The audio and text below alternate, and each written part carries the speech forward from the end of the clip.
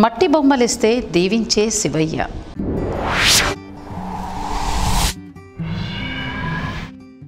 ఆ హాలాహలధరుడు, ఆ నిష్కల్మష పవిత్ర ఆత్మ అయిన భోళాశంకరుడు ప్రేమతో విషమిచ్చినా స్వీకరించే గుణంగల మహాదేవర.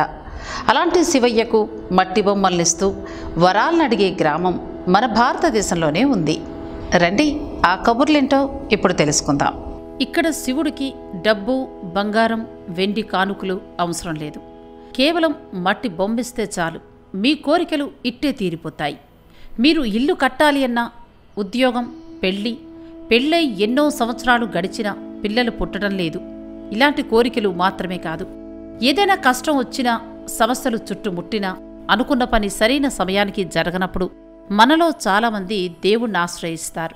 మనలోని కోరికలు చెప్పుకోవడానికి, అవి నెరవేర్చమని కోరుకోవడానికి పుణ్యక్షేత్రాలను దర్శిస్తూ ఉంటారు. తమ కోరికలు నెరవేరినప్పుడు అందుకు కృతజ్ఞతగా ఆ దైవానికి తాము అనుకున్న మొక్కులు చెల్లిస్తూ ఉంటారు. ఆ మొక్కులు కూడా వివిధ రకాలుగా ఉంటాయి. అది డబ్బు రూపంలో, బంగారం, వెండి లేదు అంటే తల నీలాల రూపంలో మొక్కులు చెల్లిస్తూ ఉంటారు. కానీ ఇక్కడ శివుడికి అవేమీ అక్కర్లేదు. కేవలం మట్టి బొమ్మలిస్తే చాలు, మీ మొక్కులు నెరవేరుతాయి. మరి ఇటువంటి మహత్తర శివుడు కొలువు తీరిన ఆలయ విశేషాలేంటో మనం ఇప్పుడు తెలుసుకునే ప్రయత్నం చేద్దాం. రండి. కర్ణాటక రాష్ట్రం బెల్తంగడి తాలూకా సూర్య గ్రామంలో దర్శనమిస్తుంది సుప్రసిద్ధ పుణ్యక్షేత్రం ధర్మస్థలకు 12 కిలోమీటర్ల దూరంలో ఉంది ఈ క్షేత్రం. ఇక్కడ శివరుద్రస్వామి లింగ రూపంలో వెలిశాడు అని ప్రతీతి.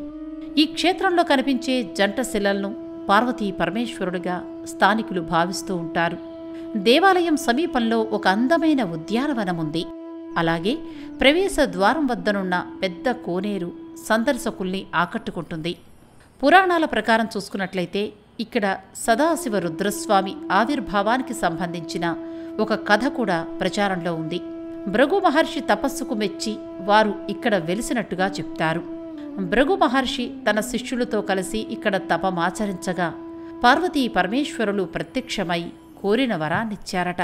ఆ పార్వతీ పరమేశ్వరులే ఈ ప్రాంతంలో శిలారూపంలో వెలిశారు అని స్థల పురాణం. ఈ శిలలకు కొంత దూరంలోనే ఉన్నాయి భృగు మహర్షి పాదముద్రలు అని చెప్తారు స్థానికులు. పరమశివుడి వాహనమైన నందీశ్వరుడు ప్రతిరోజు సూర్యోదయం సమయంలో ఈ ప్రాంతానికొచ్చి పచ్చిక మేసేవాడు. అలా తింటూ ఉండగా ఓ రోజు ఒక మనిషి కంటబడి బందీ అయి కైలాసానికి పోయే అర్హతను కోల్పోయి భూలోకంలోనే ఉండిపోయాడట. అప్పుడాయన కైలాస ప్రవేశాన్ని కోరుతూ శివుణ్ణి ప్రార్థించాడట. అయితే మట్టి శివలింగాన్ని స్థాపించాడు కాని పూజకు బిల్వపత్రాల్ని సమర్పించాలి అనుకున్నాడు. మట్టితో బిల్వపత్రాల ఆకారాన్ని తయారు చేసి వాటినే భక్తితో సమర్పించే సమయానికి అవి కనిపించకపోవడంతో మట్టితో బిల్వపత్రాల ఆకారాన్ని తయారు చేసి వాటినే భక్తితో సమర్పించి శివుని అనుగ్రహాన్ని పొంది కైలాస ప్రవేశం అర్హత పొందాడు.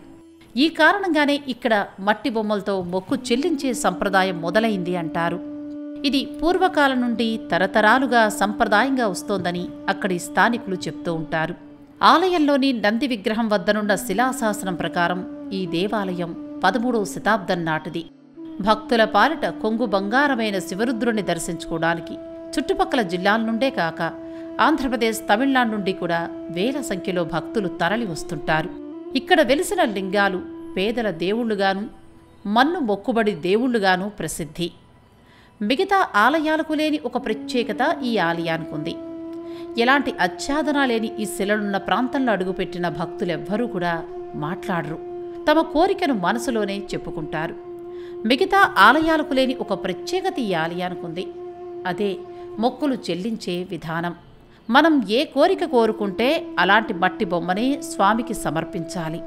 ముందుగా మొక్కుకుని ఇల్లు కట్టుకున్నవారు, వాహనం కొనుక్కున్నవారు, ఇల్లు కట్టుకోవాలన్న కోరిక తీరితే ఇంటి బొమ్మ, వాహనం కొనుక్కోవాలన్న కోరిక తీరితే వాహనం బొమ్మ, పిల్లలు కావాలన్న కోరిక తీరితే పసివాడి బొమ్మ, ఏదైనా విలువైన వస్తువు కనిపించకుండా పోయి దానికోసం స్వామికి మొక్కుకుంటే అది దొరికిన అలాంటి బొమ్మ.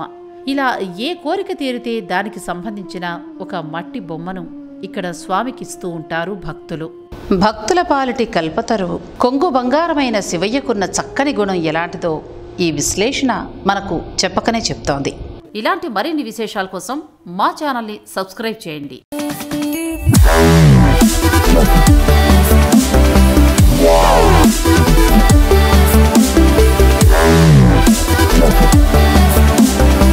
Wow.